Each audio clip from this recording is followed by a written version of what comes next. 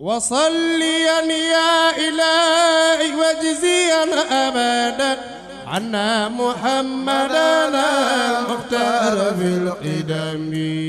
mbokku julit mbokku taalibe yi xew-xew bu mag ci ndigalu xalif général de Tidiane Serigne Babacar Sy Mansour Serigne Djibril Thiombane xalifa bu maam Alpha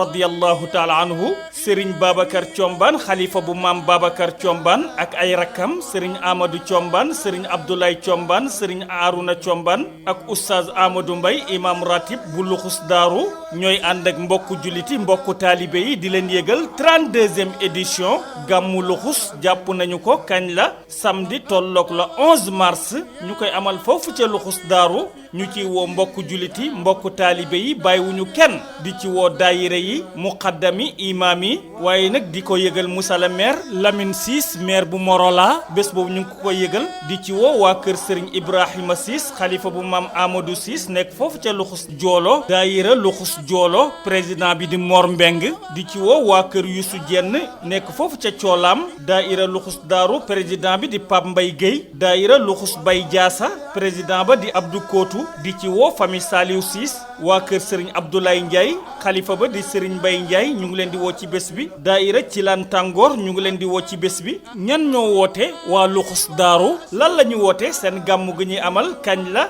samedi tolloog le 11 mars ñu koy amal foofu ca penc ma oustaz Babacar Thiombane moom mi nga xam ne mooy seen porte parole nee na ma Souleymane Ndiaye bul fàtte tundu kajoor gi yépp na nga leen woo ci bés boobu ndax bés bi kenn rek moo ko moom mooy yonent yàlla Muhammad ma ne ko nag kan mooy gàmmu gi nag mu ne ma oustaz Sidi Mbaye dana fa waxtaane thème bu am solo kon nag ku bëgg a dégg yonent yàlla Muhammad ak bind maam Cheikh Sidil Hadji Malick ñëwal nga déglu oustaz Sidi Mbaye ma ne ko waa animation bi nag kan moo ko yoree mu ne ma Moussa Dieng mu ñuy bégal ci xalima mag ñi kon nag gàmmu luxus daaru mu ngi noonu ñu ngi ci woo mbokk yi bàyyiwuñu kenn bu ko kenn wuute ku fa ñëw rek di nga jëriñu فائقت طبعت